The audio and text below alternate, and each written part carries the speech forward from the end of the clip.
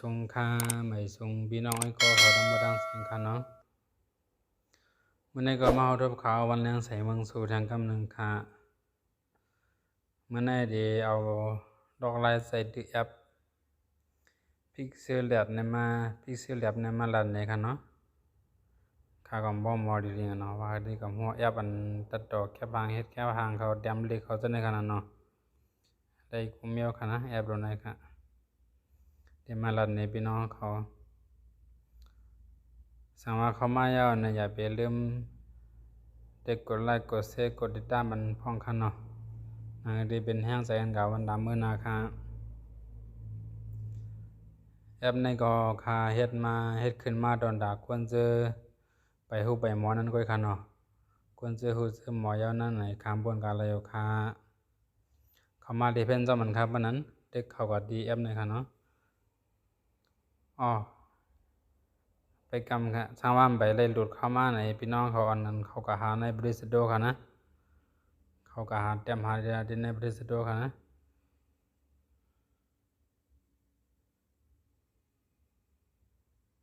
ฟิกเซลแล้วตัวนี้ค่ะนะ VIXE นะเอาตัวนี้ค่ะให้เป็นตัวนี้ค่ะนะแอปตัวนี้ค่ะเขามาโหลดเอาที่ในบริษัทโดแล้วค่ะเนาะเขาได้ย้อนเอาเขาดูว่ายาวนั่นแหละตกเขาเลยเพิ่นสมัครให้ค่ะเนาะอันนั้นก็ลิงก์มันเขาเดี๋ยวลงไว้ในคลิปนะคะนะเปิดเข้ามายาวเนี่ยเดี๋ยวมางานหนาเสียงไหนค่ะนะก็มันดังสุดค่ะเดี๋ยวมาลันนี่อันโตใจตื้อมันก่อนค่ะเนาะ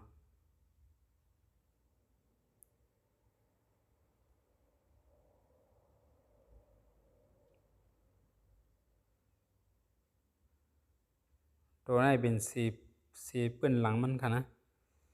ตัวนี้เป็นสีปืนหลังมันค่ะสีปืนหลังอันใดหันเนาะจังได๋ค่ะนะเฮาแค่ได้สีปืนหลังเสียงหือนี่ค่ะเนาะอันนี้สำเป็นตัวที่เตรียมเล็กมันนี่ค่ะเนาะเป็นที่เตรียมเล็กมันค่ะนี่ค่ะนะพอเน็กดีนี่ก็เป็นเตรียมเล็กแลนี่ค่ะเนาะเน็กดีนี่ค่ะที่ไหนเตรียมเล็กค่ะนะแค่หมด8ในขนาดเนาะลองนำให้เขานะเมนูมันลอกลายมันนำนะครับเนาะเฮาโหลดลองมาไว้ว่าที่ห้างเออันนั้นเป็นที่เตรียมลิกในค่ะเนาะกำได้มาสอนรันนี่บันทางกำค่ะเนาะนี่ก็ฮู้มันก่อนค่ะนะแล้วที่ไหนเป็นที่ใส่ขอบมันจังขนาดเนาะตัวนี้ค่ะนะตัวม่วนๆนะครับตัวขอบมันลายเบื้องหลังมันก็เลยค่ะเนาะมันจังว่าเฮาเคยเฮ็ดจุ่มเขาเฮ็ดโลโก้เสมอจังได๋ก็เข้ามาที่นั่นอะไรเหมือนกันค่ะนะเฮ็ดตัวลิกม่องตัวลิกยาวจังได๋ค่ะนะยาวตัวนี้ก็เป็นตัวลายสีเบื้องหลังค่ะเบื้องหลังค่ะเนาะที่มีจังได๋ค่ะเนาะกำได้มาใส่นี่ค่ะนะมื้อในรอบนี้ก่อนยาวตัวนี้เป็นตัวที่ตัวนี้ก็เป็นตัวอันห้างเครื่องเบื้องหลังเหมือนกันค่ะเนาะทำไมเฮามาใส่โดยล็อก1ก่อนค่ะเนาะมาใส่โดยล็อกนี่ค่ะมาใส่โดยล็อกนี่เฮาได้เอาสีสังในเลือกสีมันค่ะเนาะอย่างว่าเขาได้เอาสีไหนนะเขาได้เอาสีจังได๋ค่ะนะสีนั้นเข้มแล้ว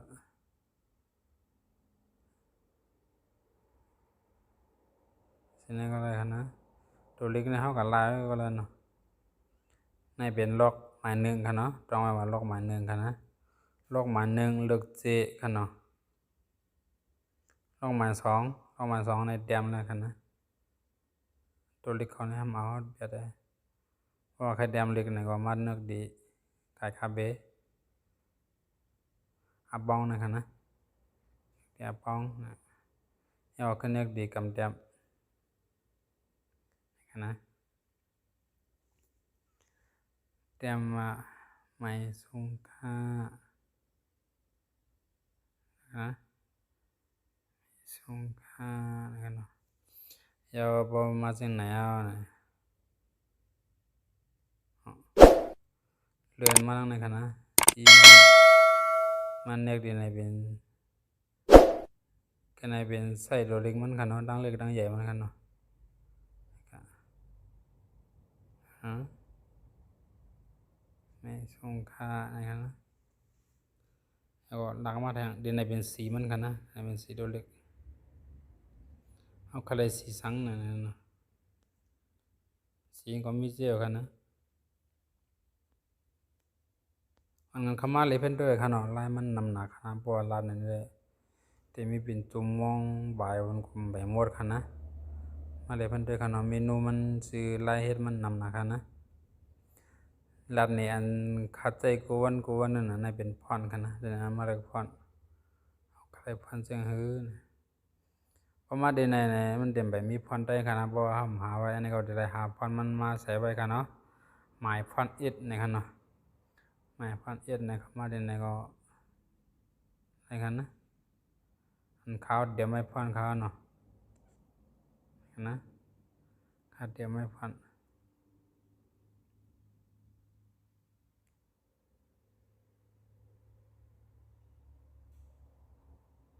ใจไรหมดขนาดนั้นนะมีเดี๋ยวว่าเขาใครใจจังคือเนาะ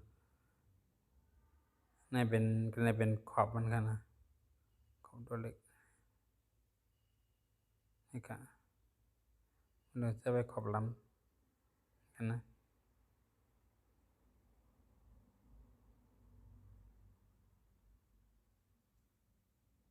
ขอบแรงก็เลยกันนะแต่เป็นเส้นไหนกันนะเส้นไหนก็ใจไรหมดค่ะใครใจสีใครใจจังคือใจไรหมดกันนะในเป็นเงามันในเป็นเงามันนะเงาตัวเล็กกันเนาะเอาในกำในหามาดีล็อกสามกันนะล็อกสามในมันใจเลยจังคือในกำในมาใจในกันเนาะ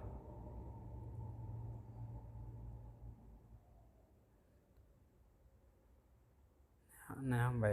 เอาก่อนนะเดี๋ยวเอาตัวนี้ก่อนเดี๋ยวเอาขอบนั่นกันนะ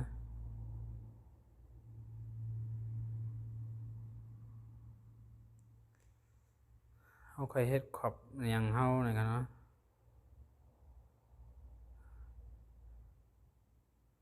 ลองในกันนะลองในกันจันลงหมดกันนะจันลงมันเดียหายจากไหนกันนะพอเยอะไหนขึ้นมาขึ้นมันดีในกันนะมาขึ้นมันลอกในกันนะเดี๋ยวมีจากไหนกันนะ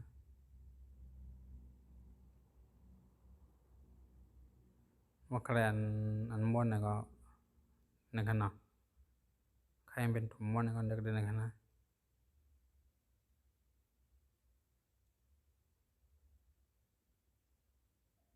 นี่เป็นขอบกันเนาะขอบนี่ก็เขาใครใส่สียงก็เลยกันนะ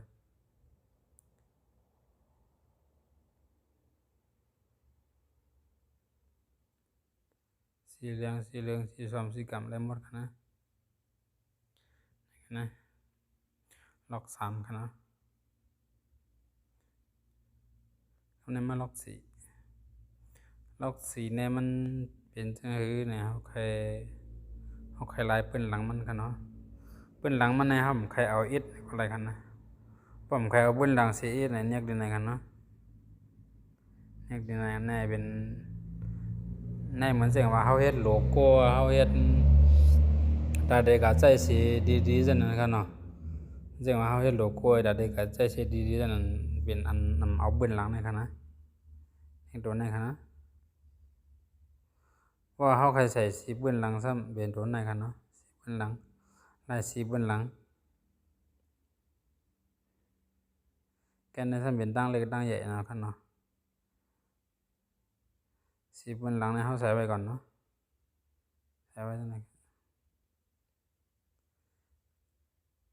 แก ก็ให้เป็นดังเล็กดังใหญ่อันเฮาเฮ็ดคันเนาะเลือกเจมันคันนะดังเล็กดังใหญ่เจคันเนาะ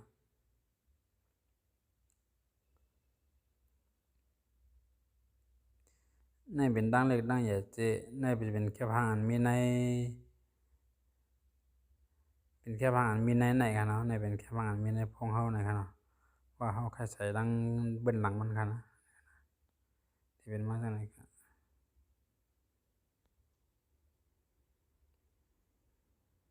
ในเป็นแค่พางอันมีในพงเฮาคันนะเฮาใครใส่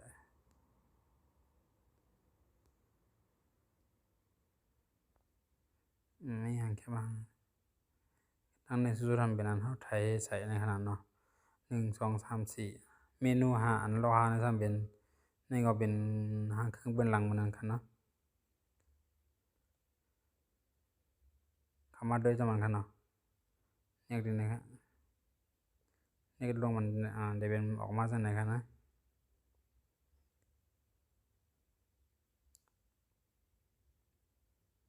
ลอกในคันนะลอกในซ้ำลอกในก็เป็นสีเบื้องหลังมันนั่นคันเนาะ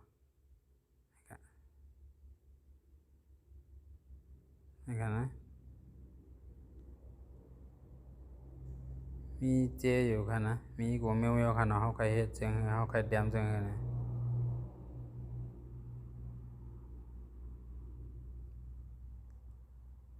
ก็ในเป็นที่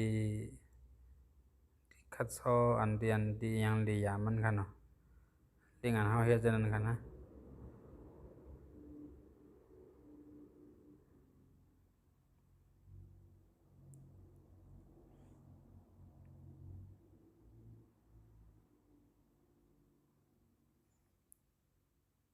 เข้ามาเลยเพิ่นด้วยคันเนาะมีกูแมวๆคันนะ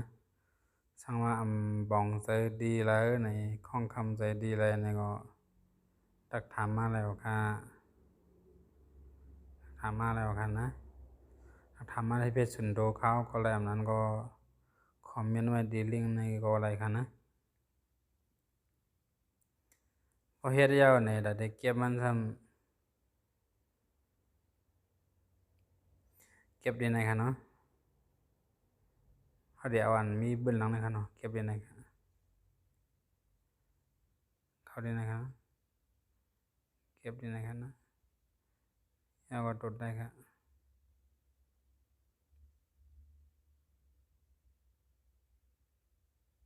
เก็บกาวคันเนาะ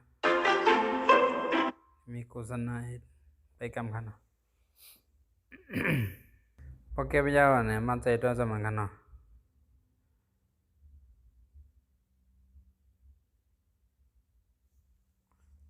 อันมีเบื้องหลังมันเป็นหือนี่ครับมาใจด้วยจังมันคันอันไหนเฮามัดแปะกันคันนะมัดแปะได้สามารถที่จะเอาอันเฮาเก็บไว้มาก็มาใจขึ้นไหนเข้ามาได้ไหนคันเนาะมาได้ไหนครับเข้าในแคปหางคันเนาะเข้าในแคปหางครับนี่คันนะเฮาอยากสิมากันเนาะเฮาเฮ็ดไว้มากันนั่นเป็นตัวไหนครับนะเฮาก็ใส่ดีเลยก็มันไหนกันขนาดนั้นมันมีเบื้องหลังคันนะง่ายๆก็เนาะเฮ็ดไรกูแมวๆคันนะเตรียมลิกเตรียมสั่งเฮ็ดหังใส่ไรกูแมวๆคันนะเข้ามาเลยเพิ่นด้วยคันเนาะนั้นก็สั่งว่ามีหยังของคำที่ไรนี่ก็ต้องถามมาแล้วครับยินจมกูก็ได้ค่ะได้เข้ามาด้วยหันดอกบ่สุดค่ะเนาะในสงกรานต์